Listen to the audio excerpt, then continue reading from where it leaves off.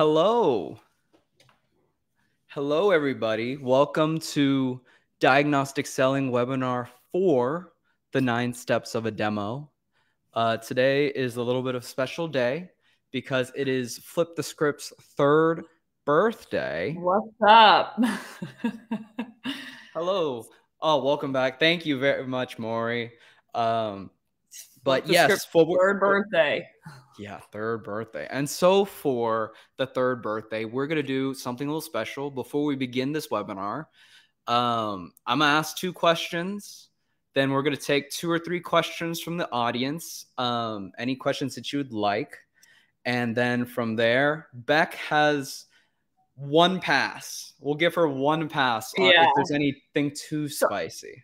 I told men on the front end of this. So we're doing as a level set. Usually we talk about random stuff, Taylor Swift songs, Thailand, what's going on in the current state of the world. But today we're going to do questions around, if you have any, around because I was nostalgic because I was watching this video of me basically terrified 3 years ago. So Men said he wanted to ask 2 questions about starting Flip the Script or Flip the Script in general. I have no idea what they are.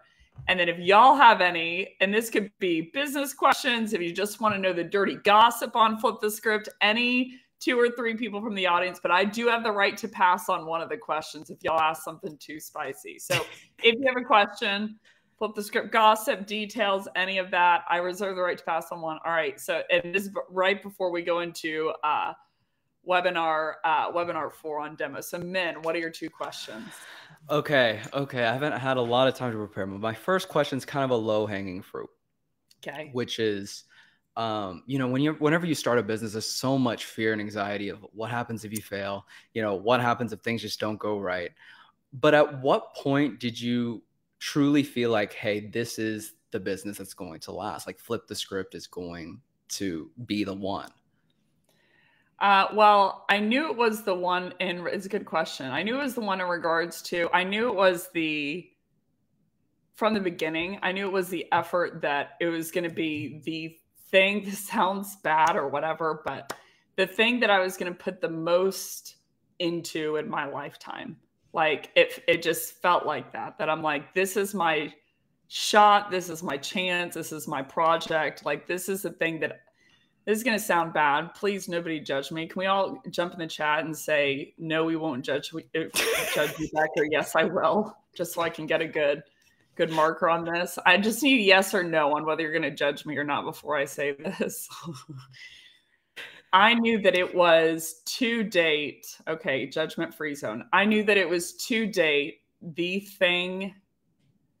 number one thing or person that I loved the most in my lifetime. I knew that I had never loved anything as much as, or any person as much as, outside of family, of course. I'd never loved anyone or anything as much as Flip the Script, kind of when I was doing it as an after-hour series. So I knew it was the one of like the thing I was going to try to put as much effort into as possible. But when did I know that it was going to work? Honestly, my mindset was, I'll never forget, my dad came up the stairs because I was home during COVID for Texas. And I had just quit my job. Keep in mind, I was working at Chorus at the time, conversation intelligence platform. And I had quit my job, really cushy job, had a great team, blah, blah, in the middle of the pandemic. And he walked up the stairs after I had the day before, and I had gone on walk after walk after walk after, like, I'm not someone who wanted to be an entrepreneur. I'm not someone who wanted to go do their own thing. I'm not someone truly who really likes the spotlight. I mean, Men will even attest to this. Like, I get nervous before every single webinar. I always have to use the restroom, feel like I'm going to throw up. I'm a severely high introvert, 96 on a scale to 100. I've taken 7 different tests, but I knew that behind me, I would always regret it if I didn't. I would always think, what if? And so it had to come to the point where the what if it doesn't work becomes a little less scary than the what if I don't even try. That was more scary to me, was not even trying. Because I'm like, what if it does? What if I'm happy? What if this could be the rest of my life. So I threw in my keys. But my dad walked up the stairs, and he said he looked at my face the day after I quit chorus, and he said, "I've never seen your face look like that." It was just fear. It was just, so I just put my head down, and I'm like, I'm just going to start working until my fingers bleed. Like, I'm just going to put every single last cell that I got into it. So I don't know at what point that I thought, oh, this is going to work, because I was inundating myself, no weekends included. I haven't taken a weekend to date since I started it, but 16, 18-hour days, weekends included, ever since that I just started running as fast as I could. That was a long answer. Maybe we do one more question and then we do transition. Okay. My question or question from the audience? Well, does anyone have one from the audience? It can't be TJ's question of not even my dog. Do I love Snowball more? TJ, that's hard. That's unfair to Snowball. So why don't you do one minute and then we'll jump in? Okay, for sure. I think the second low-hanging fruit I would like to ask is, if you were to go back to August 15th, 2020, knowing what you knew now, what do you think would be the biggest thing that you would have done differently over these past 3 years? Oh, that list is so long. I think I would have told myself that I can do it. That it's going to cost me. What do you think the importance of that is? That it's going to cost me everything. It's going to cost me everything, but it's going to cost me more to not. And that I can do it, and it's going to be worth it. Not that it's going to be worth it. It is worth it to me either way, because I wanted to publish my opinion on sales topics as much as Bill James talks about this a lot, and then I promise we'll get into the content. But anyone who's listening to this, if you have 30 minutes to kill, 45 minutes to kill, an hour to kill, watch Bill James webinars. Basically, he invented sabermetrics, which is metric how baseball players were being scored, what leading indicators, lagging indicators are you measuring for. So he was the research and body of research and the mind behind Moneyball by Michael Lewis, Billy Beane, and Taking You to the Oakland A's. But point being, he talks about, his interviews are just incredible. And he talks about how your career, the definition of it and the value of it, is dependent upon the questions that you spend your career answering, how unique they are, how impactful they are, how in-depth they are, how many people have answered them before, or was there a particularly good answer? But he says that basically the value of your career and your body of work, regardless of what you're doing, comes down to the questions that you spend your career answering or attempting to answer. And so point being, I think that's the main thing that I would probably communicate to myself, is that if that is true, because I hadn't seen that interview at that time, if that is true, then it's a good investment either way, to at least spend some of my career answering some of the, from my perspective, biggest problems, biggest questions, most unique questions, and questions that don't have answers or even any kind of movement towards the answer in the sales field today. We're at 9 minutes. I'm so sorry, y'all. This feels like a TED Talk. You ready to go on to webinar 4? 100%. Before we go in, just to let everyone know, we have a Q&A section. If you would like to post up any questions you have during the webinar, we will probably answer all the questions on the back end. So once we get through the deck. Mark, good question. Bill James, just Google Bill James interviews, and there's a number of them that come up. He is, I think, the most brilliant thinker of one of the top 3 of our lifetime. But I would just look, the one I was referring to is he's talking to a college, and it was back in, I want to say 2017, but just Google Bill James interviews and just start digging in. He's just a wealth of information of just how to think in general. Just couldn't speak highly enough of him. But good question. Okay, so we're ready to jump into webinar 4. Are we good, men? Okay, so more questions, the better. We are going to have a Q&A. That's not like me. We're going to have a Q&A at the end if anyone does have any questions. We're basically going to jump into webinar 4 for today. So if y'all wouldn't mind going into the chat, give me your name, role, company. Have you seen any of the webinars 1 through 3?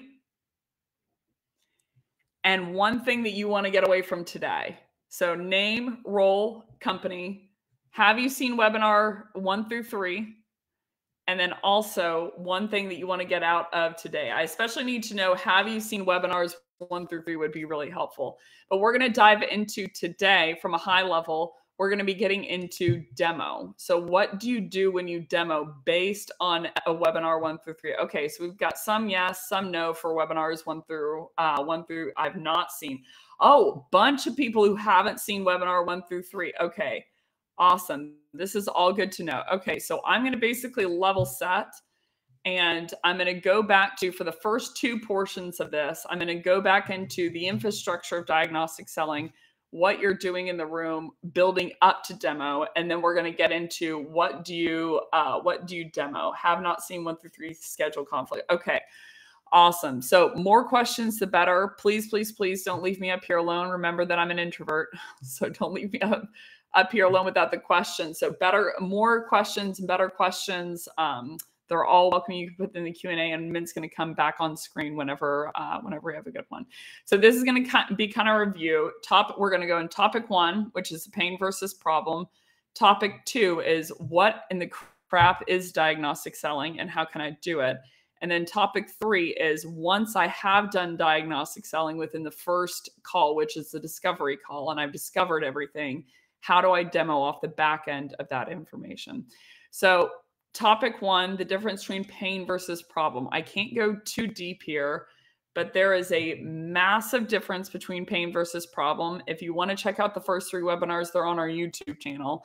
But from a high level, the difference between pain and problem is pain is going to be any kind of negative experience. And then a problem is going to be anything that you decide to solve or solve for. So the difference between those 2 concepts is all pains aren't problems, meaning all things that are negative experience I'm not going to solve for. And not all problems are painful yet. So there's a lot of different pain everywhere. We experience pain almost in everything that we do. It takes a long time to log into something. It takes a long time to get through your door. Oh, I wish that I had X, Y, and Z. A great example, actually, in a Bill James interview, he talks about this, that for, quite tens and tens of years, people would, when they were gassing up their cars, they would take off the gas cap, they would put it on the top, they would start to gas up their car, and then they'd forget about it and they'd drive off.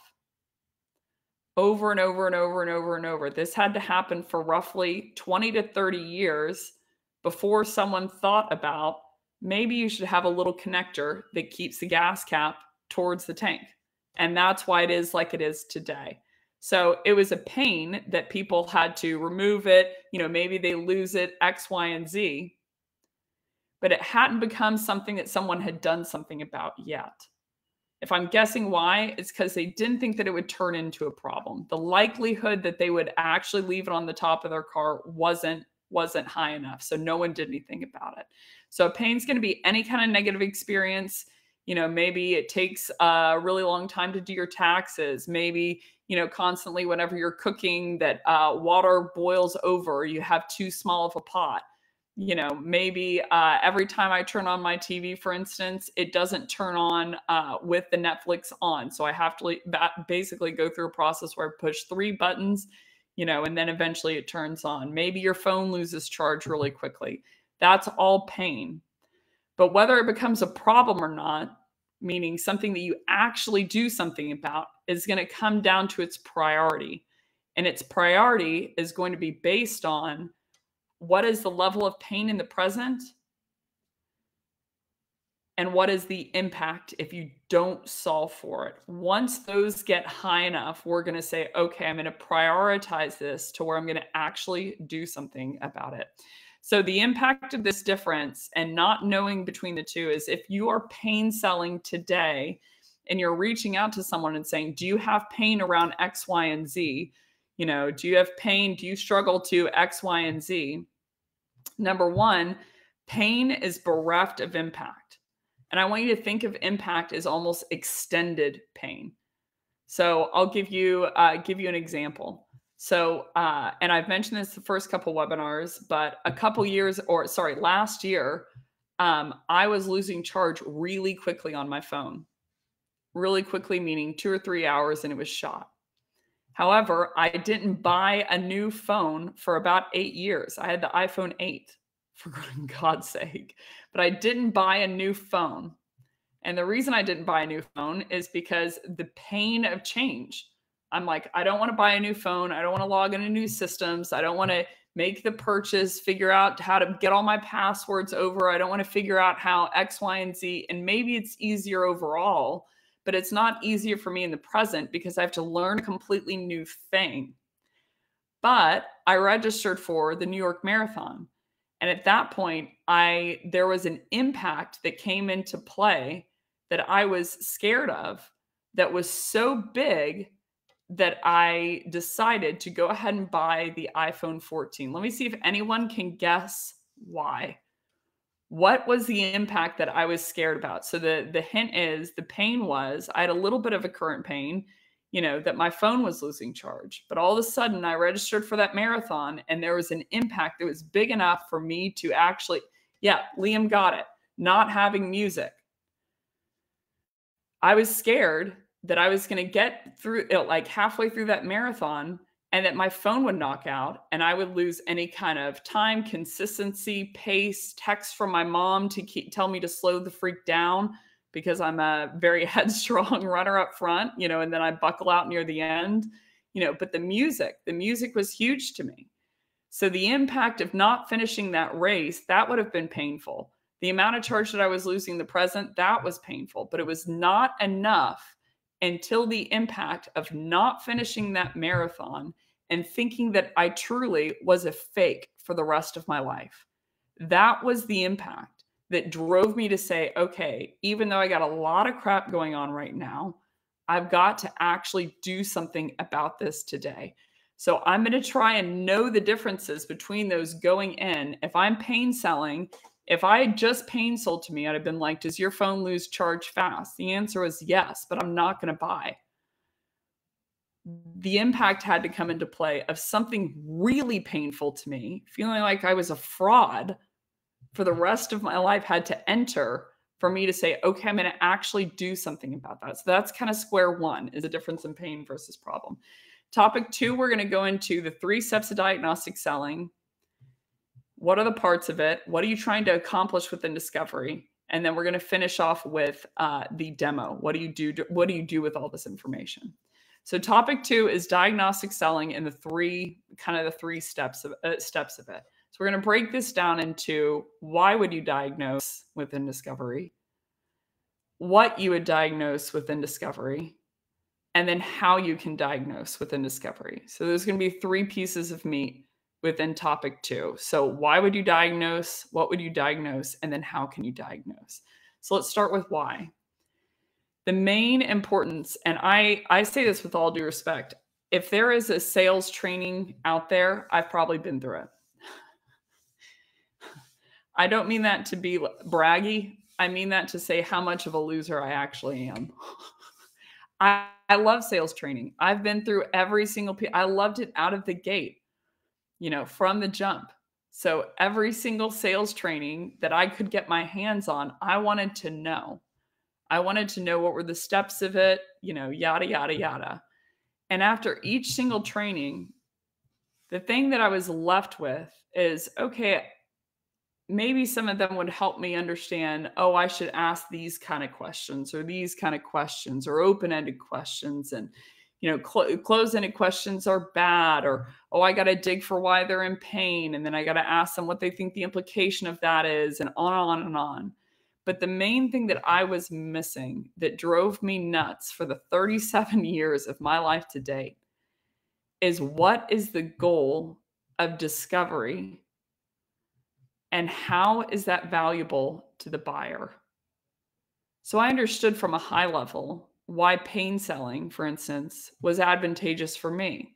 Now I know why they want to buy, why they want to change, and what they think the impact is So it would, notch up in my head, okay, this purchase is a big purchase for them because they have this amount of pain. They think that this is the impact, and, their arm hurts. It's been hurting for 3 weeks and they can't go home and pick up their son, little Timmy. So they feel like little Timmy is starting to distance himself at a very pivotal age.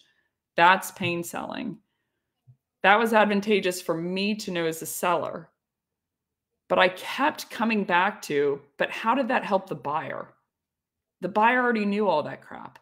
The buyer already knew that their son, Timmy, and not being able to pick him up was the reason of why they wanted to buy. So how could I hold a discovery in a way where I was discovering things that were to their advantage so that they wanted more after the discovery call? So why you would diagnose, in short, because even if your buyer has self-diagnosed, they come in on the inbound line and they say what they want and what they need. Let me see if anyone can guess it. Why would it be disadvantageous if a patient comes into the doctor's office and they say, I want this medication because I need this? Why would it be unethical at that point to go ahead and vend them? Yeah. Already got it in the chat. Why would that be a bad thing if I just gave them the medication? They say, I believe that I'm sick with this virus. Yep. Chris really summed it up. They aren't the doctor. Wrong diagnosis. They're not the experts. So in short, when your buyer comes in and says, I need sales training, this is what I need. Yeah, Doran got it right too. They might be wrong. And that is our job and discovery, is to uncover where they're wrong. All of a sudden, when that world broke open to me, discovery is not only valuable to them, but selling all of a sudden doesn't become about pressuring or asking leading questions like, tell me what the impact is to you, Tim. I want you to imagine this. You're walking down the beach with a six-pack with, girl of your dreams, one arm around her. It doesn't become manipulative. All of a sudden it has a completely different route and a completely different avenue because you're truly there, nothing else but to help them by correcting some misassumptions that they probably have. Now, do they all the time have misassumptions? No. But that's why a doctor exists, is because typically they do.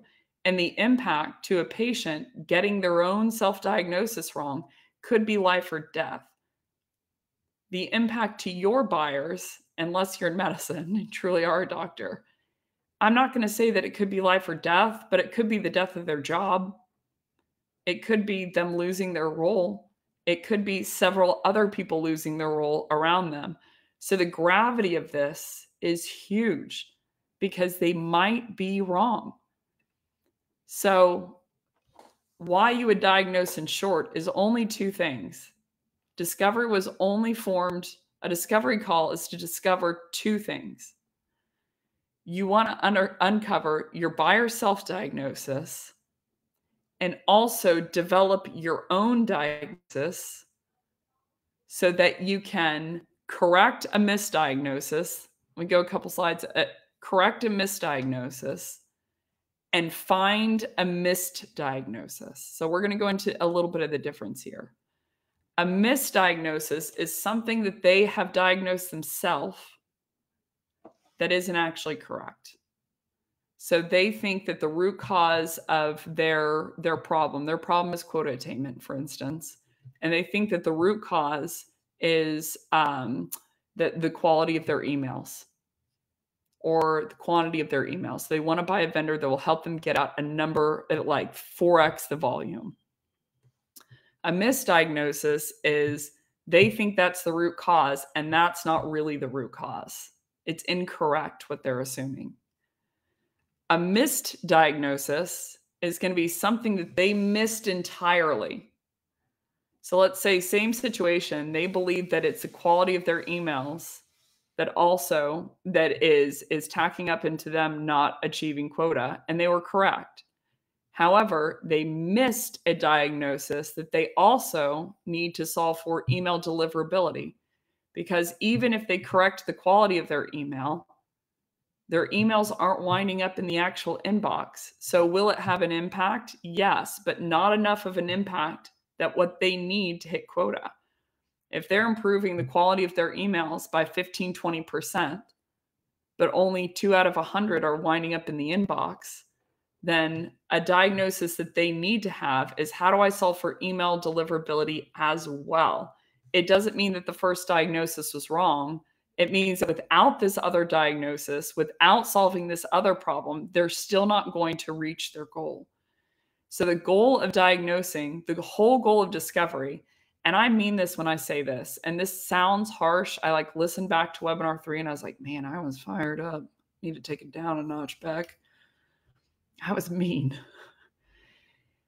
Discovery to date, 90, I'm going to be nice, 5% of them that I hear from the buyer side was worthless.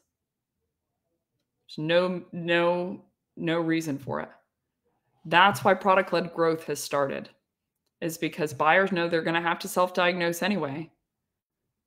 So they might as well just speed it up. I might as well get really accurate product information and get it at scale to my potential buyers, because if they're going to have to self-diagnose what the problem is and what the root cause is and what the impact is and what all the event triggers are and the solution, then the only thing that a seller adds into that mix is negative to me as a buyer. You add pressure, you add someone breathing down my neck. I might buy just because I don't want to make you feel bad, or because I want you to hit your quota. So all of that is positive to the seller, but not positive to the buyer. So product-led growth has exploded because people just want to buy. If they're going to have to do all that process, they just want to buy themselves. But the thing that if we as a seller are going to tax the situation by slowing down the sales cycle, they can't watch just a video of the demo and get pricing online, then the value that we have to pay is that for slowing things down and for putting an actual face in front of them, which I'm like, don't name the puppy. I don't want to see the actual seller that I'm going to decline. The thing that we have to add to the equation that outranks that pain for the buyer is that we have to uncover information that they didn't know. Where the misdiagnosis, meaning the things that they believe that aren't correct, and where is the misdiagnosis, meaning the things that they haven't diagnosed or don't have their mind around at all.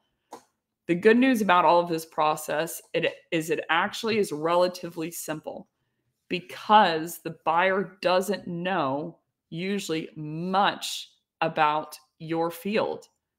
So a great example of this is, and then we're going to get into what you would diagnose, is I went through I get one swear word per session, hell, over the last 3 months. Long and the short of it, I moved out here to Paris. My dad and mom were insistent that I move my stuff in San Francisco into storage because I was going to move my U.S. headquarters to New York eventually. I'm like, just leave it set up, blah, blah. And they were insistent. I said, no, why don't you put it into storage. We'll move it, have a mover move it out to New Jersey, and so you can get a New Jersey headquarters or New York headquarters whenever you come back and have the time. So I caved and I agreed. So they hired a mover, and the mover picked up all the furniture, and we were dead on in our estimate of the furniture. They took our furniture, my furniture, and they tripled the cost, and they held it hostage. It was awful. I'm like, I'm never going to get my things back again. I have no idea where my things are. There was, for instance, a painting that my grandmother was an art dealer. For 40 years, she opened an art gallery whenever women didn't open businesses. Not at that point. And her favorite painting that she had hanging above her fireplace for 40 years was in there. She gave it to me when she passed away. That painting was in there. And I'm like, I'm never going to see that painting again. And I felt absolutely powerless in the situation. So, and the reason I felt powerless is because I didn't know how to get this guy to give my furniture back. So what I did was, for 2 days, I studied moving law. I'm like, this mover, you're going down, bitch. I'm like, it's time. I'm going to study every law out there to know what my rights are and what I can do to this person. So I studied Department of Transportation, Federal Trade of Commerce, the American Trucking Association, federal laws that he had broken, state laws that he had broken, law enforcement that I could get involved, local news stations that I could get involved, and found out a number of things. Number one, it is illegal to, if the client has paid 100% of a binding contract or 110% of a non-binding contract, which I had, then he cannot legally hang on to my goods. Second thing I found out was that he had tried to get me to sign a waiver, basically waiving him of any liability, and also saying that I couldn't leave a review. So I clapped back and I'm like, hey, the Federal Trade of Commerce and the US Congress, ever heard of them? They passed a bill back in 2016 that says you sending me over this contract is not only enforceable if I do leave a review, but actually you could get into major legal trouble with the feds. Like, you can't do that. You can't tell someone to leave a positive review or revoke their ability to leave a negative review. And you could get into trouble with federal law. On and on I go. And I mapped out 16 things that I was going to execute and report him to if he did not give my furniture back. After 2 of those emails, and there was probably 10 people on the thread, moving company number 2's on the thread. They called me and they said, there's about 100 people. Your email has gone viral internally. They were like, there's 75 TMI. They were like, there's 75 people over here who either want to date you or marry you. And 25 people are here who are absolutely terrified of you because the length of this email. Punchline is, he gave it back. But then I started thinking, how many thousands of people has he screwed over because they simply didn't know? They didn't know their rights, the feds. They didn't know their rights through the Federal Trade of Commerce. They didn't know their rights for state and federal law or interstate moves or what he could do contractually. So all of that information, the expertise of a seller, the more and more and more and more and more adept you are in that information, the more and more and more valuable you are to a buyer. So the buyer isn't only not pissed that you're around, they're like, if I had had someone right there that I could have paid $5,000 to say, just so I could understand my rights and what I could do to him. While like showing up with a bat in my hand. I get very streets very quickly, y'all. I'm sorry, but they're, you know, that Deo song plays in my head. Everything gets outlined in silver. You know, it starts to smell like gasoline. All of a sudden I will wake up and everyone's dead. I'm like, I got very streets and I'm like, this dude cannot do this to me. The reason he could for so long is because I just didn't know. That's all of the information that you can possess for your buyer. So what you would diagnose is, the first piece is problems. Problems going to be defined as the metric that they can't hit for their buyer persona, or the goal in relationship to this to that metric that they can't hit to essentially affect the impact. So a problem is always in relationship to a metric. So the first thing that I would do is, if I'm selling to my buyer personas, if you can't shut your eyes and name for your 5 buyer personas what they're metriced on, you have to start there. So a great example is, I hear very commonly, like, for our buyer personas, basically what we do is the same. And I'm like, then you aren't selling based on buyer persona.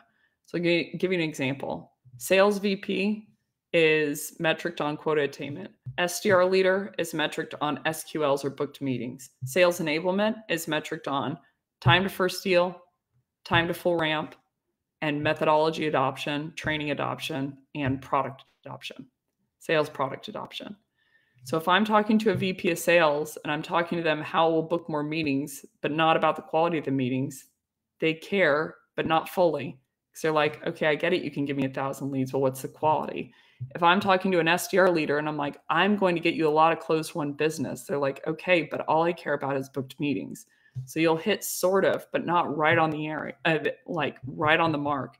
For sales enablement, I'll hear people talk about this all the time. They're like, well, I talked to a sales enablement professional and they didn't know what their conversion rate is. So I made them go get it and I wouldn't sell to them until they did. I'm like, Brendan, here's the deal. Sales enablement sometimes doesn't know that because they're not metriced on it, but they do know how much their reps are adopting training. So the metrics that I'm after, the first piece of this is I have to understand who is the buyer that I'm talking to and what is the metric that they are metriced on. And the problem is defined as the metric that they want to affect and how much they want to affect it, and or the goal in relationship to that metric that they want to solve for to achieve the outcome that they want to achieve and bend the impact in the way that they want to bend it. So the first piece is problems. The second piece that you diagnose is root cause. What's causing this business problem to exist? So maybe it's poor email quality, maybe it's poor the time of day that you're sending the email deliverability, etc. The third piece is current impacts. How is this problem currently impacting their world? The fourth piece here is going to be the future impact. What is the future impact that they are scared about that's going to happen from this problem that they're trying to solve today? Usually it's anchored around they just don't want to be fired. I'll give everyone kind of speed up the tape here. But usually everyone is solving a problem, a business problem, like the problem here, the metric, because of a future impact. They're trying to avoid something that's going to happen in the future. When I bought that phone, it was to avoid the impact that I felt like a fake.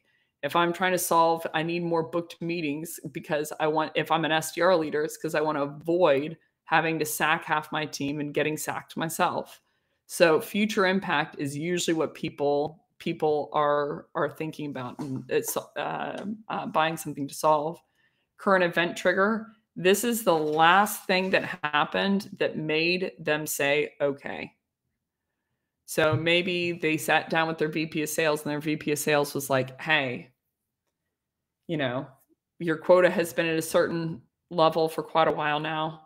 If we don't hit this metric, I don't know, maybe we need to talk next steps on whether it's the best role. I'm like, crap, I'm getting sacked. That's the current event trigger. That I'm like, this impact is so real to me now that if I don't solve this, then something's going to happen about it. The future event trigger is what event is happening in the future that warrants you solving for the problem today. So great example of this is in the marathon example. The future event trigger was the marathon. The future impact of not solving for the problem was I don't finish the marathon and feel like a fraud. But the future event that caused me to solve for it that day was the actual marathon. So what's happening in the future that makes it a problem we're solving today? And then the solutions. There's only 7. And we're going to go into 7 how you would do it. And then we're going to finish with demo. So the 7 are problem. Problem is only the current pain or pleasure plus impact. The root cause. What's causing the problem to exist? What's the thing that you need to change or things that you need to change in order to solve the problem? The impact is what is the extended pain that's currently adding up into the size of the problem.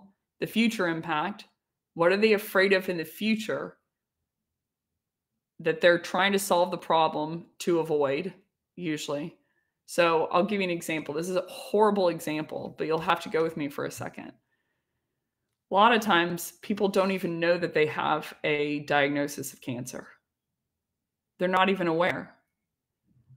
Once they do become aware, because it's not painful in the moment, once doctors run some tests and they do know the person has a horrible condition like that, They're solving for it that day, even though they don't have current pain, in order to avoid a future impact of passing away early. So if you're going pain related only, then you're reaching out to all these people who have a horrible condition. You're like, are you in pain? They're like, nope. And you're like, oh, next person. So the future impact is, what are they solving the problem to avoid? Current event trigger is what happened. It's the last thing that made them want to buy. Future event trigger is what's happening in the future that makes them want to solve for it today. And then the solution. So those are the 7 of what you would diagnose in the room. We're going to finish off here with how you diagnose and then get into demo. How you diagnose, it sounds really difficult, but I promise you it's easy. Has anyone in here, if y'all could go into the chat, hey, the US Congress, ever heard of them? I felt very, very righteous in that moment. So, has anyone ever played the game Guess Who on the line with their kids or as a kid? If y'all can jump into the chat. Anyone ever played Guess Who? Yep. A whole bunch of people say yep. Can anyone briefly explain it? What are you trying to do in Guess Who? What are kind of some of the rules around it? We got a number of people here. Ryan, few too many times. What are you trying to do in Guess Who? What is the goal? Yes. Process of elimination. Y'all are getting it already. So the goal of Guess Who is essentially you have 100 cards in front of you, and the other player has 100 cards in front of them. And you have one person that is the person that they have to identify. And they have one person that's the person that you're trying to identify. And so the game is who can, within the shortest amount of questions, diagnose who the other person, who they're looking at. So you can ask a number of different questions, but that's your goal. How can I quickly, most effectively ask the smartest questions to be able to diagnose who they're looking at out of this 100 people that are in front of me? So you're going through, to Catherine's brilliant point, process of elimination. So to Matt's point, you can ask, are you wearing a hat? Do you have long hair? Are you wearing glasses? And then if they say, no, I'm not, then you can knock out everyone on your board out of those 100 that are wearing the glasses. That's what discovery is. So people will say, what question do I ask in discovery? What's the best question to ask? How do I get my prospect to think in a certain way? And I mean this with all due respect.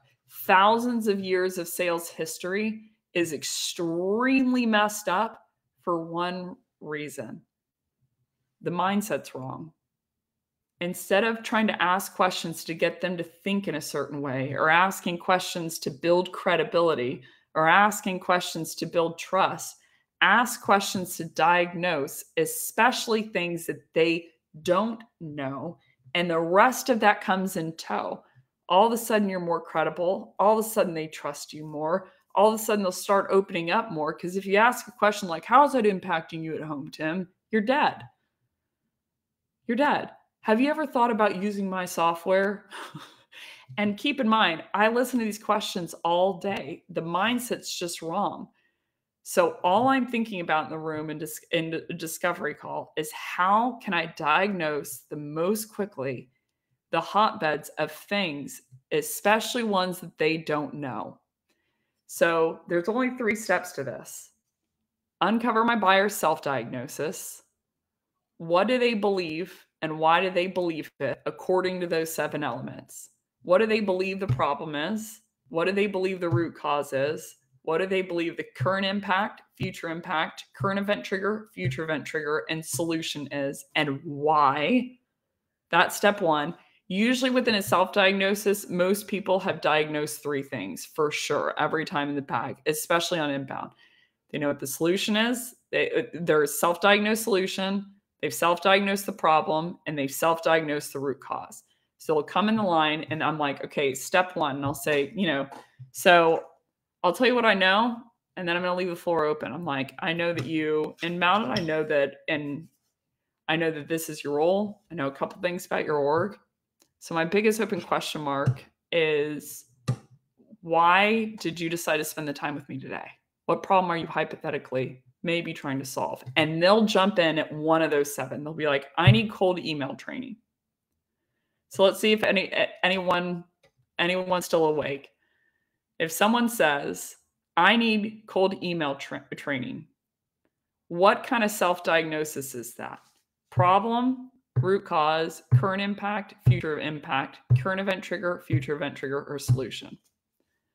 Which one is that? It's a self-diagnosis. Bingo. Solution. Rick got it. It's a solution. If they're like, I need cold email training, that's what they think the solution is. So I know that they believe that that's the solution. But what do I not know at this point? They think that the solution, their self-diagnosis, is cold email training. Yeah, you're all getting it. Why? So the best question to wonder in your head is why?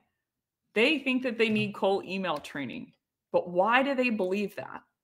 So I could say, okay, can you tell me a little bit, walk me through your outbound or your outbound process to date. And they're going to jump into a number of different things. Yeah, so we send about roughly, 75 emails.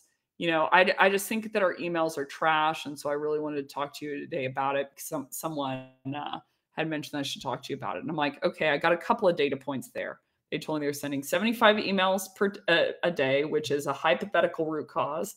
They said they think that their emails are trash. So that's the hypothetical problem. But I still don't know why they believe that their emails are trash. So I'm like, okay, they think their emails are trash. Do they think that because they took a look at it and they're just terrible? Do they think that because the open rate, the reply rate is bad? Do they think that because they're not hitting their quota? Usually it's always going to be anchored to the quota. So I'm like, do you mind, are you comfortable sharing your screen? I'm like, can you give me an example of one of the cold emails? They show me the email. I'm like, ooh, scale 1 to 10, that's a 1. I'm like, do you mind letting me know what's your open rate and your reply rate? They're like, well, my open rate's 20%. My reply rate, oh, it's terrible. It's 1%. And I'm thinking in my head, I'm like, that's bad, but industry average is actually 0.5. And I'm like, 20% open rate, that's bad, but industry open rate is going to be anywhere from 15 to 25% for outbound. When they told me that their open rate is 20%, I've already pieced together a piece in my mind of my own self-diagnosis.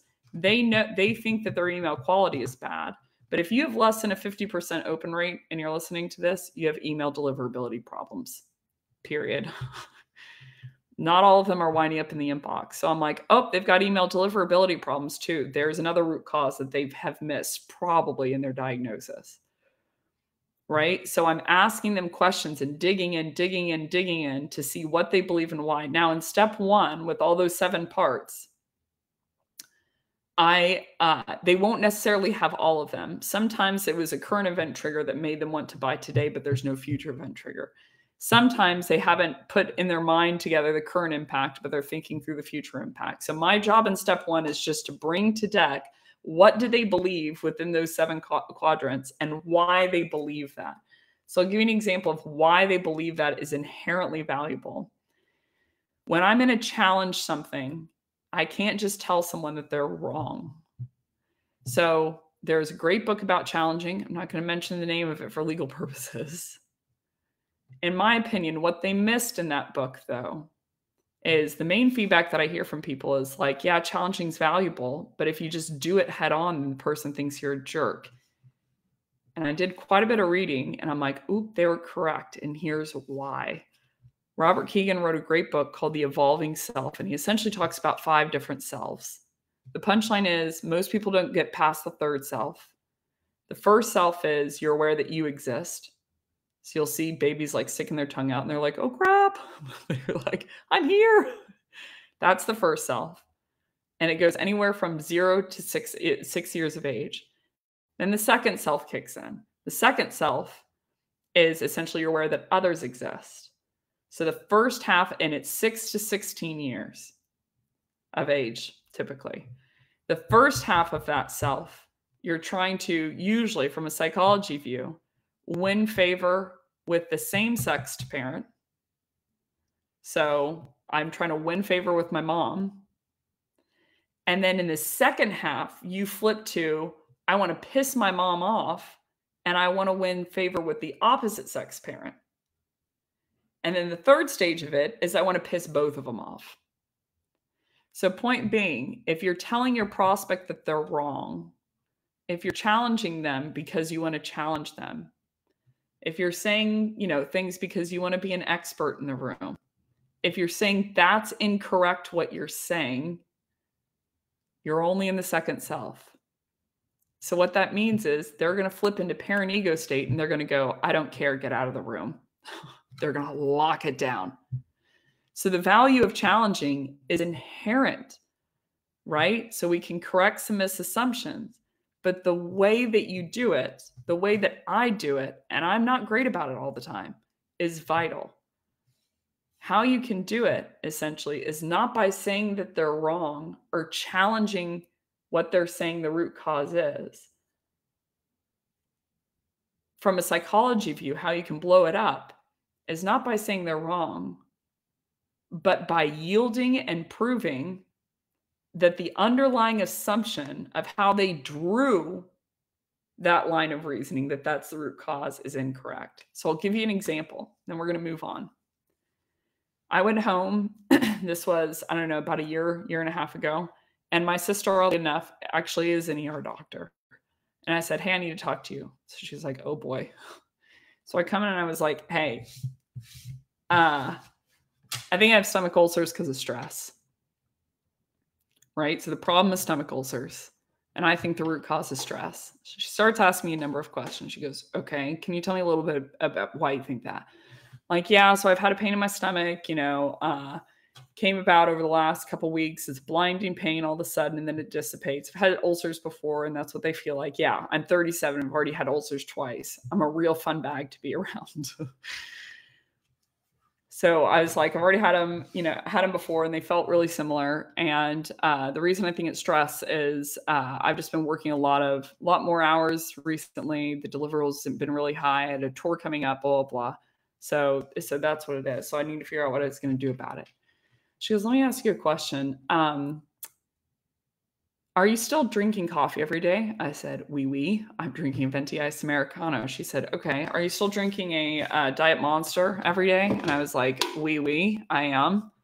That's my lunch. And she was like, are you still drinking like a Diet Coke every night for dinner after your run? I said, oui, I am.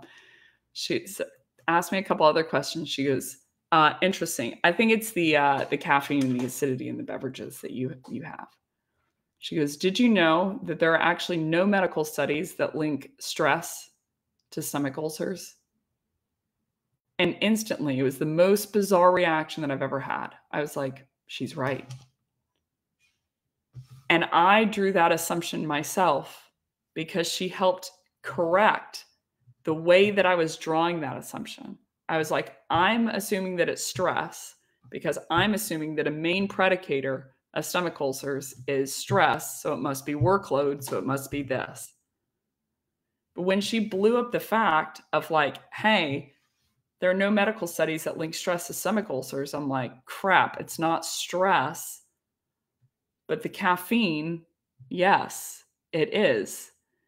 So it's your buyer joins into the process with you of blowing up their own self-diagnosis. But how you do that is by correcting the fact that it is underlying how they're drawing that assumption. That's how you can get it. You're not challenging them. They're challenging themselves using your own information. So when someone buys into that process, I'm smiling because of how I've got goosebumps because of how different it changes the dynamic. So you're not saying you're wrong because when they hear you're wrong, they're like, well, who are you? Are you credible? And you're calling them dumb, right? But when you supply them with the new information, the reason of how they're drawing that assumption is actually incorrect. They correct it themselves. She didn't say the root cause isn't stress, it's caffeine. She said, did you know that there's no medical studies that can link stress to stomach ulcers? And I blew that thing up myself. I'm like, great, it's not stress then. Must be something else. So I led myself there by how she was blowing that up. So step one is I'm going to cover all the steps of their self-diagnosis. Step two is I'm going to develop my own diagnosis. What do I think the problem is? What do I think the root cause is? What do I think the current impact is? What do I think the future impact is? What do I think the current event triggers are? What do I think the future event triggers are? And what do I think the solution is? And where I'm living, breathing, eating, and batting, and we're going to go into this in webinar 5 of how do you acquire this information. But where I'm living, breathing, eating, and batting all day long is in the stuff that they typically don't know. People typically don't know about email deliverability. People typically believe that it's quality. People typically don't know that it comes down also to the time of day that you're sending emails. People are typically sending them Monday, Tuesday, Wednesday from 8 a.m. to 12 p.m. And even when they look at the stats through sales engagement, they're like, see, it says the best hour to call is 10 o'clock from, Tuesday, 10 o'clock to 11 o'clock. What they don't know is they're only giving you the best hours to call or send emails out of the hours that you are currently sending emails. So they're saying out of Monday through Wednesday from 8 a.m. to 12 p.m., 10 a.m. to 11 a.m. is the best time to email.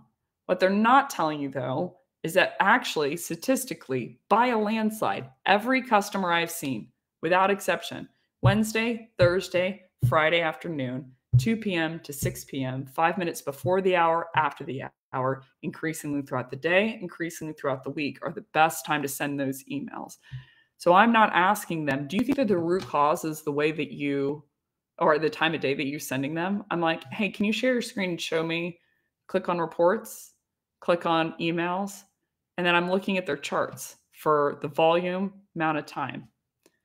Or people, I'm like, can you click on activity? People typically don't know this stuff because it's not their job to know, it's mine. Like, click on activity, click on emails. Then I look at the volume per rep. I'm like, diagnose per rep. And I'm like, okay, so they're sending, 65 emails. And I'm like, if you send any more than 50 emails per day, you're going to dampen your email deliverability, not only for you, but for your entire team. And I'm like, can you click on emails? And then I scour through to see if they're all the same subject line. Because if all your emails are the same subject line, it's going to dampen your email deliverability. So even if you can get 700 of them out, your deliverability has squeezed down to so low that it doesn't matter the quality now. So I'm like, I'm going to solve for the quality in a second. That's probably part of the problem. But where I'm mopping up, that I'm like, in my head, my job is to make their world better and to drive towards their outcome, right? So I'm like, if you're asking me candidly as a consultant that you're like, okay, is it all to email quality? I'm like, no, it's like 10%. A lot of it is, did you use pattern words? Just checking in, just circling back, bubbling at the top of your inbox. Happy Monday. Hope you and your kids are safe during these uncertain times. Looking forward to it. Cheers. SEO, ROI. We help blank do blank for the number one blank who helps blank do blank. We work with blank who struggle with blank. What can I do to get time on your calendar? Looking forward to it. Assumptive close. Cheers, Brendan. From a quality perspective, that's going to be one of your biggest problems. They're going to log in. They're not going to read it. But I'm like, quality is just one tiny, tiny piece of it. How many of them are you sending? To what buyer? What kind of, are you diagnosing anything that they didn't know about? If they don't know anything after the cold email that they didn't know before the cold email, it was a wasted email. If you hit any of those words, the more you hit them in an email, they're just going to log out. Are the emails actually winding up in their inbox? Or sometimes people will be like, oh, well, here's one I hear of all the time. This is just a marker for everyone. I'll be like, what's the reply rate? And they're like 14%. I'm like, yeah, freaking right. I'm like, no way. Maybe. I'm like, no way. What's normally going on that I didn't know in the beginning of consulting is they're logging into sales engagement. At the top bar for most, all providers, it will say, this is how many emails you've delivered. This is the open rate, and this is the reply rate. However, what they're not telling you is that's a unbelievably falsely high reply rate and open rate. Because how they are subsuming those open rate and reply rate is if you have cold call steps in your campaign, when the reps manually log the disposition of call connected or voicemail left or whatever, it counts it as an open and as a reply. So I'll say, can you open your sequence just so I can look? And I have them scour down with me. I'm like, do you mind if I take screenshots? And I say it out loud to them. I'm like, okay, email 1, we've got a 14% open rate and we've got a 0.7 reply rate. Then I go to email 2 and I don't say anything. I'm not like Brendan. It's not 14% reply rate. It's 14% open rate. So we got 14 right. And the reason I don't know anything is not because know this information is not because they're dumb. It's not because of anything other than it's not their job to know. It's my job to know as the seller. It's my job to know as a consultant that I'm like, here's a hotbed of things that they usually don't know. When I ask them what time of day do your reps make the most calls, they usually don't know. When I ask them how many calls do they make in general, they usually don't know. When I ask them these reply rates and open rates, they tell me a diagnosis and I'm like, no way. Like, can you click into the campaign? And every single time the look on their face is terror, that they're like, oh my God, I thought that it was 15 times higher than it was, but I don't say anything. Why? Because my job isn't to be right. Or sorry, my job isn't to be right and smeared in their face. My job is to help them. So I'm simply walking through the campaign and they're like, oh, it's 0.7, oh, it's 0.5. And I'm averaging them. I'm like, okay, so it seems like we have around a 0.8% reply rate. Can you go into the second sequence? And I have them going with me because my job is to help them uncover that information so that they now know. So if nothing else, that they're like, even if I don't buy, this person's on my site. So then they start dumping information on you. My self-diagnosis questions are probably 5 to 10%. What do they think the problem is? And the root cause, blah, blah, blah. And I log online every single day, y'all. And I see post after post after post after post after post of trainer after trainer after trainer after influencer. They're like, ask these 3 questions in discovery. What do you think the impact is to you? Why change for it now? I'm like, self-diagnosis question, self-diagnosis question, self-diagnosis question. My job is to, I think it was Christine's brilliant point, process of elimination. I'm only going to ask them what they think is a part of that. I'm not saying, do you think it's email deliverability? They're like, email what? I'm like, what's your open rate? And they're like, 20%. I'm like, or 30%. I'm like, click into your campaigns. And I'm like, oh, it's actually 15. I'm like, they've got email deliverability. I got 1. And the reason I'm doing this, and then we're going to move on into the demo. Even if you want to be selfish and you just want to make a crap ton of money and you want to have the best conversion on the board, people are only going to buy things and have buyer intent for the amount of problem that they know. So how I can exacerbate the size of that problem is not making them feel like they have a bigger problem. How I can exacerbate the size of that problem is by finding root causes that they didn't know about, problems that they didn't know about, and future impacts that they didn't know about, especially in current impacts that they didn't know about. Because the size of the problem is the negative experience plus the impact. So if I find 3 future impacts that are going to have an effect on them, I've just tripled the size of the problem, tripled the amount of urgency that they're going to have, and tripled the size of budget. So I am batting almost exclusively into things that they typically didn't know. I'm like, yes, so I can validate what they're saying, but also so I can find out all this crap that they did not know. You know, the great news about our buyers is they don't, when it comes to our field, they don't know that much. So it's like, I am digging in there and I am on a hunt. I've got 30 minutes to diagnose as much stuff as they didn't know. Validate what they're saying. I would say about 90% of the time they believe something that's not correct. They're like, you know, it's, we're not getting out enough cold emails. I'm like, how many are you sending? They're like 75. And I look into it. I'm like, actually, you're sending too many. It's a misdiagnosis. But 100% of the time they have missed something. So I'm asking those questions to get there. So that step 2 is uncovering their diagnosis. And the third is diagnosing problems they don't know about. What are the problems that they don't know about? is like, I'll give you one example and we're going to go on to demo. Sherry Levitin, I brought her up in, I believe, last webinar. Great woman, great trainer. She talked about how this, she calls it a kid, was like, hey, do you want to buy these puzzles and these little card games? She was like, no, zero buyer intent. But then he starts asking questions about, if you don't mind me asking, how old are you? Do you have any people in the family with dementia? He uncovers, he was like, did you know that? She's like, I'm X amount of years old. And yes, I do. When did they get dementia? They got it 2 years away from my age. This person uncovers, they're like, did you know that essentially if you don't do card games to keep your brain active, you can quicken how early you're going to get dementia by 15 years? 5 if you don't have any previous history in the family, but 15 if you do. All of a sudden, he, out of thin air, created buyer intent because there was a future impact that she didn't know about. I might get early set dementia if I don't solve for it today. How I solve for it today are these card games. So she had no buyer intent because she did not know about the future impact. Now he diagnosed the future impact. She knows about the future impact. So it created buyer intent in the present. The most garbage question that I hear, and I mean this out of respect, is like, well, they had no buyer intent. What did they need? They didn't have any need at this time. I'm like, they didn't have any need according to what they believed. And I don't believe they're telling you the truth. If they jumped on a call, there's a problem in their head that they thought they might be able to solve with you. Great example is people say constantly, I hear 20% average close rate in sales. I'm like, no.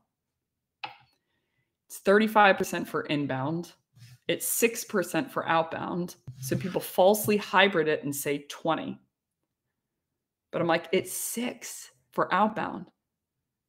6. Because if you're outbounding, you're going to a group of people who have self-selected that the problem wasn't big enough at this point to solve for it. Because if it was big enough to solve for it, they would have come to you, but they didn't because it's not big enough yet. So they're getting on the line to poke around a couple of options in case they do run into this crap storm one day. They know how to solve for it with you. Or if it's super quick, super easy, super cheap, all right, I'm already here. But how to turn that 6 into 60? 6 into 60 or higher is by finding the impacts that they didn't know about, or the root causes that they didn't know about, or the current impacts that they didn't know about, or the future events in the future. Hey, did you know that there's a law that basically is mandatory to buy car insurance, but that's going away in 6 months? And they're like, crap, I need sales training because I need to maintain my current sales levels and this mandatory, So it's like, find the things that they don't know about. I don't say this to be, I hope I don't come off like a royal butt face. And I'm going to, but it's my birthday. So, be a butt face if I want to. Since I have switched to this model, I have 100% close rate. 100. Now I'm going to give everyone on the line that I'm selling sales training, right? So I understand that for sure. But the value of knowing information before your buyer knows, oh, it's Flip the Script's birthday, not my birthday. Sorry, guys. Flip the Script's birthday. But if you want to outrun your competitors, you have to do one thing. If you want to close your buyers more than you ever have before, you have to do one thing. Outlearn everyone else around you. Aggressively outlearn things for your buyer, because then they want you around because they want that information around. There had been someone who knew everything about U.S. Congress law and Federal Trade Commission laws that makes homeboy what he's doing illegal to me, and I knew that, I would have paid them because I'm paying for that information, or I'm paying for not having that information, One of the two is what I was currently doing. So I am batting exclusively in the unknown. How do I know things before they do? So demo. Sorry, I love this topic. We got to breeze through this because I said this is going to be about demo, and I do not want y'all to think it was a bait and switch. I just get too riled up. I get too riled up because 100% of the sales community believes that pain selling is the best way to date. And then asking self-diagnosis questions. What do you think is the root cause? What do you think? What's the problem that you're trying to solve? What's the impact? If you don't do anything about it, I'm like, that's a self-diagnosis question, Brendan. What they believe the impact is. And you're hinging yourself to that. Like, what if they believe that it's only, I don't know, like 2 grains of sand? And you're like, yo, there are innumerable grains of sand that exist. Meaning, if you started counting, that you cannot count them. Just like there are stars. You cannot count how many stars there are. And they believe that there are 2. So I'm like, I'm not going to attach my wagon to the 2 grains of sand that they believe that are the size of the problem. I'm like, there's billions and billions of other ones that I can go after. Okay, so demo. Once you've acquired those information, so in summary, it's only 3 steps. What's their self-diagnosis? Problem, root cause, current impact, future impact, current event trigger, future event trigger, solution. What do they believe and why do they believe it? What have they self-diagnosed? The second is developing my own diagnosis. What do I believe the problem is that they should solve for the outcome?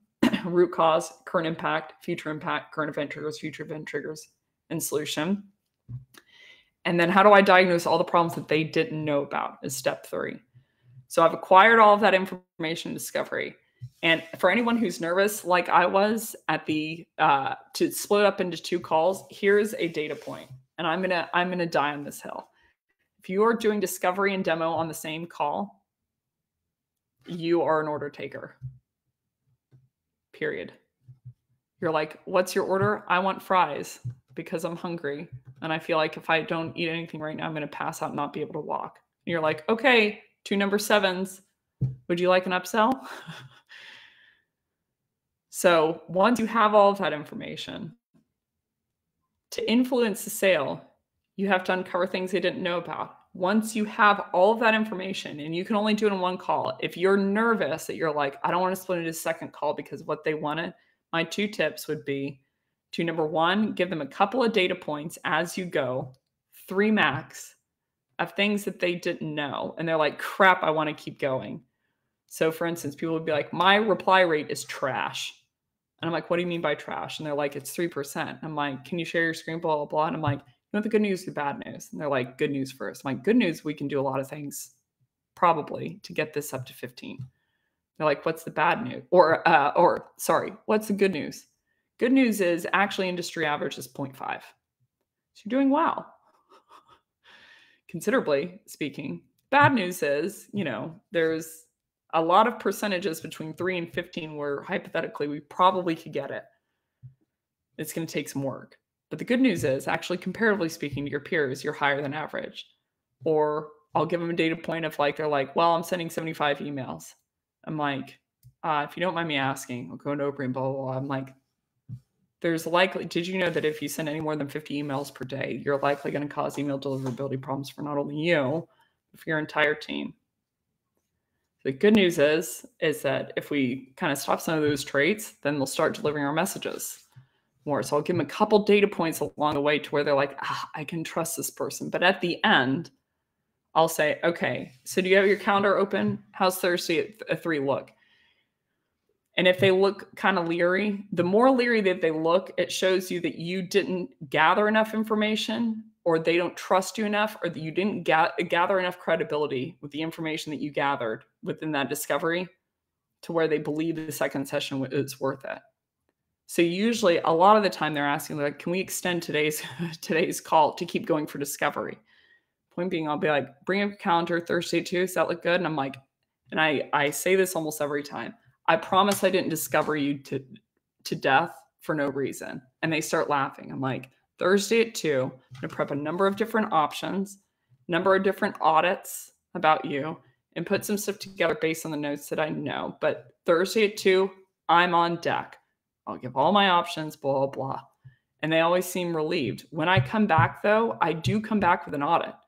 But I'm like, based on what you said, based on what here's all the stuff you didn't know. So I have 15 minutes. So we're going to go into once you do diagnose all of that, what do you do in demo? 15 minutes. I have a 90-minute webinar back. Yeah, I know it's my birthday, company birthday, but this was indulgent. Okay, known problems. There's only 2 sections and there's 9 steps to demo. They sound scarier than they are. Half of them are the same as the first half. So when I'm in demo, I've done all of that. I know all of that information. The first thing that I'm going to do is I'm going to present the diagnosis. This is a problem that I believe that we should solve. This is the root causes of it, identified, current impacts, future impacts, current event triggers, future event triggers. That's step 1. Here's the problem that we need to solve to avoid this impact. And here are the things that we need to change, in my opinion, to get there. So that's step 1, is you're presenting basically your diagnosis. Here's the thing. I will challenge everyone on the line. Doctors usually don't challenge you, meaning they're like, you have this sickness.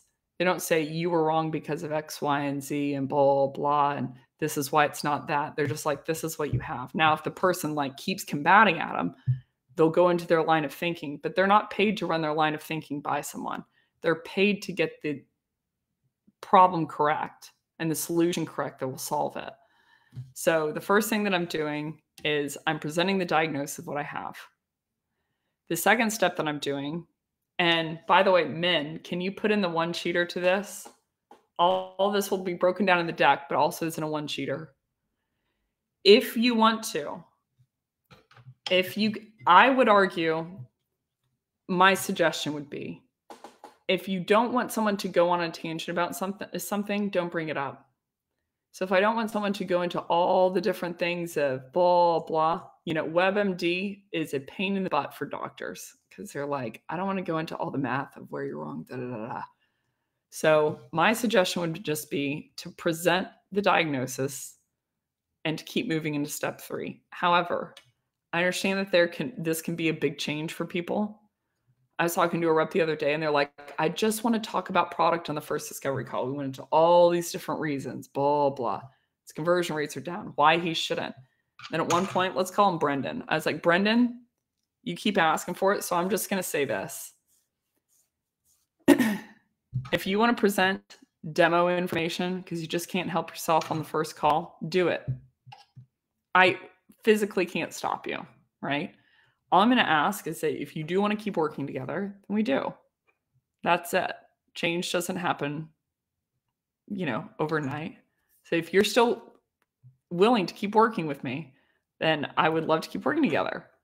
I'm like, but may I tell you something about yourself? And he was like, what's that? I was like, when you're telling me that you need to demo in the first call, you resemble a drug addict.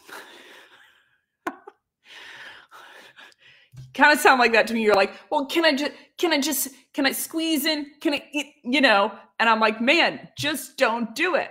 I'm going to electrify your chair. And if you start talking about everything that you know, or you're freaking, or heaven forbid we go into the origin story. We're talking about origin story.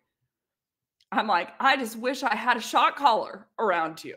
But, so point being, if you want to challenge them, I would not suggest doing it because then it opens the whole ball of wax of your line of thinking. However, if they do ask a couple of questions, usually when they're presented with the right diagnosis, if you've asked enough questions, they believe that it's the right diagnosis.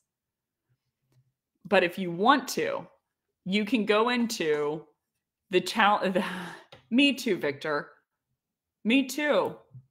I used to use decks. And I just go and talk at them. And I'm like, why wouldn't they just go through this deck with them? Why did they have to have a meeting with me? So if you start telling, here's the other thing, and I'm going to go viral for all the wrong reasons.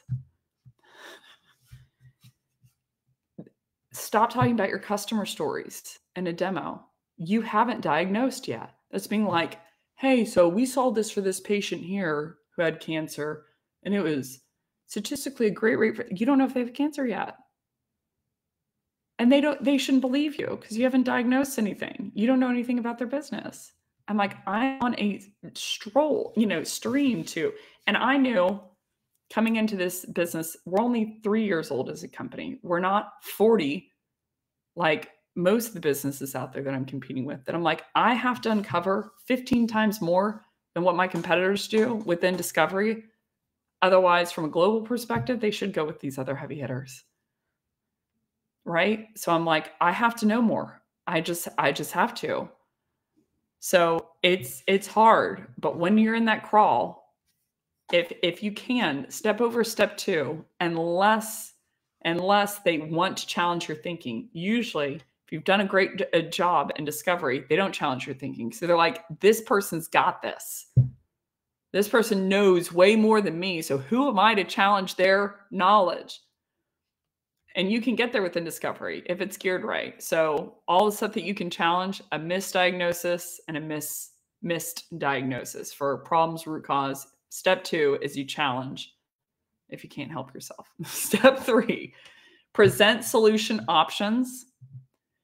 So give options for the solution with a recommendation and give an overview about what degree of the problem it's going to solve. What pieces of it's going to solve, and what are the features that will solve that problem. If you're demoing any feature consistently and without a tie back to the specific thing it should change for them to get them to their the reality is every single client for me is different. Now, they're the same in a multitude of ways of I'm like, they're probably not past quota attainment. It's usually why they're coming in inbound. But what their quota attainment means, are they free trial? Do they have demo requests? Do they not? Are they a hybrid team? Are they, on and on and on. In this portion, I'm presenting usually 3 different options with my recommendation, the volume of the problem that it will solve, and the features that they'll have to use to get there. Here's the doozy. Not all solutions are created equally. Meaning, I'll give you an example. Well, if you have one pill that can completely solve the problem, but you have to take it every day, and you have pill 2 that solves 50% of the problem, but you only have to take it once a month, and you're talking to someone and they're saying, I can never remember to take medication ever. I forget to take my X, Y, and Z all the time. Which pill is better? Pill number 1 that will solve 100% of it, but you have to take every day, or pill number 2 that will only solve 50% of it, but you only have to take once a month? Which pill is better at that point? If y'all are still alive, go into the chat. Pill 1 solves 100% of it, but you only have to take, you have to take every single day. Or pill 2 that solves 50% of the problem, but you only have to take once a month. Bingo, pill 2. People don't take this into account enough. The other thing I would go in with solutions is things that they're going to need to do while they're using the solution. People in sales are selfish. That I'm like, you need to walk them through in what conditions, what do they need, what do they need to be sure they do, what do they need to be sure they don't do, what are some of the side effects of using this, and what should they do if the problem continues to exist. So I'll give you some medical examples. You need to take this up with water. You need to take this at night. If your problems don't subside after 2 weeks, you need to call back into the doctor. So like from a software position, it's like you need to have a messaging committee. They need to define their buyer personas. You need to pump them, and you have to do this to your buyer. It is your moral obligation. I'll give you one example of if you don't, and then we're going to buzz through the rest of these steps. I did buy the iPhone 14. It did work. I had all the music in the world, and I made it through the marathon, and I crossed the finish line, 3 hours and 47 minutes. which for me was a huge win. And then I got across the finish line. And because the iPhone 14, which the iPhone 8 doesn't do this, but the 14 does, flip screens so much, I had locked myself out of my phone for an hour, which is not that bad, right? A little bit of a pain. The impact to me was I got across the finish line. I hadn't eaten the entire marathon because apparently I'm a 14-year-old in my head. Go over to the side, and I'm like, I don't feel okay. My body temperature went down to 89. Some random dude had to find me. He threw me over his shoulder. That's what I remember. Went to a medical tent. I was there for 3 hours. They had to put salt blocks under my tongue. They tried to give me soup. I poured it out. I was like, Brendan, I'm not doing this right now. I was entering into hypothermia because I hadn't eaten the entire time. In my minutes of consciousness, all I was thinking was that my dad doesn't know where I am because my phone is on lock for an hour. I wish the sales rep had been like, hey, are you a runner? And would have walked me through the features, would have solved for that. But they didn't. So there I was. So solutions, you need to go into side effects and things that they need to do. And then the fourth process here is going to be shared decision making. You go through with them jointly of like, based on what you've heard, what option are you thinking? You know, and if they pick whatever option, you know, option 1, 2, your recommendation or not, all you need to do is be clear that they're okay with the amount of problem that it's going to solve. Hey, this is fine. This is what's going to happen if you do go with this option, blah, blah. And then it's a process called shared decision making. This is actually a medical term. Doctors legally have to do this at this point. These are the 3 options. You can either come to the hospital every day and take this medication, you know, and your quality of life will be high. It'll be for 2 more years, but you have to come in every day. Option 2 is you come in once a month. You will only live 6 months. Quality of life will be medium, you know, but you only have to come in once a month. Or you cannot come in at all and just let it ride out. And then they pick which option that they want. They just have to be clear of what's going to happen and how much it's going to solve for, and you land on their decision. And then step 5 is you build a plan to execute it with them. So your pass off into CS isn't like, here you go. It's like when you're passing off to CS, you're passing off the notes of what problem they're trying to solve, what the root causes were, so that CS has this entire map of what they need to execute on with the back end. Customer success doesn't come down to integration. Customer success doesn't come down to, do I have my phone up?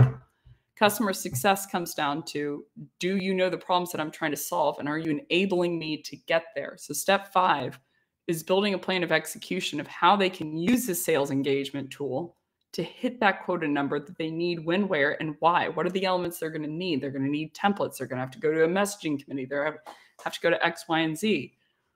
And then I have 60 seconds for steps 6 through 9, but lucky for y'all, they're just repeats.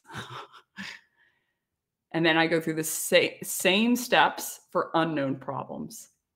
I'm like, hey, by the way, while I was in this process, I requested a demo, and it took me 2 weeks to get one.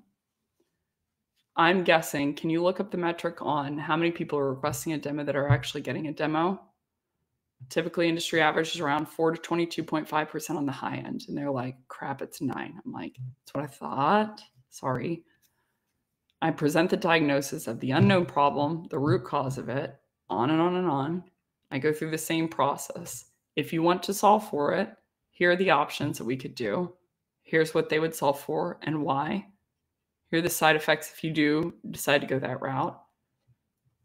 And then it's a buy-in process. They're like, I want to go with option 2, blah, blah. And then last step is you do shared decision-making and you build a plan to execute. So all of this to say, the punchline is once you've done this discovery, then you've got all the meat.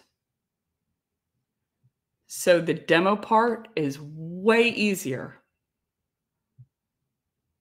All I'm doing is, once I have those problems and I have those root causes, I'm like, here's a diagnosis. Here are the options, the details of those options. What do you think? They're like, option 2. I'm like, are you sure you're cool with blank? They're like, yeah. I'm like, here are the steps to execute that. We land on it together and we're a team. So when you go into that process of them actually trying to solve for it, they know how to solve for it. I looked up a stat. We can close with this the other day. The stat said that anywhere from 1 on the high end to 7% of people upsell. Because if I had to guess why, it's because they bought this product to solve a problem, and even if the product worked, it didn't work to solve their problem. It just worked. So my challenge to everyone today is, once you've uncovered that information, the demo part, what you're demoing is like 10% of what you would have demoed, because you only have a couple of things that you're trying to solve for, but the impact of solving those is why they were buying to begin with. So we have to hinge ourselves and align ourselves to the buyer's problem, make ourselves one with them in solving that problem. So all of a sudden we're on the same team as them. So that all starts with discovery, but then feeds itself into demo. That's everything. Thanks so much, everyone, for coming. Had a blast. The asset is in here for all the steps to a demo. I mean it when I say thank you for all the wonderful comments, all the spicy feedback, even though Chris or Charles, sorry, fair. I'll try to stay on topic next time. Topic next time. Thank you for all the incredible feedback, for all the engagement in the chat. You made it super fun. This was webinar 4. The first one was on diagnostic selling. The second is on what you should challenge. The third was on problems. This was on demo.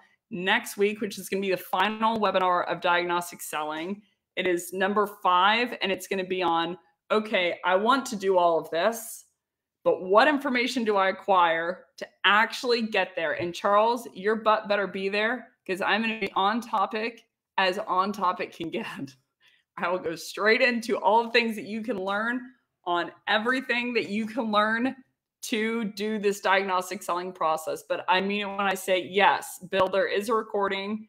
You'll be sent out the recording. You'll be sent out the deck, and it'll also be published on YouTube, the Flip the Script YouTube, within the next couple of days here. But either way, thank you for everything, and I hope everyone has a great rest of their day. Toodaloo, y'all.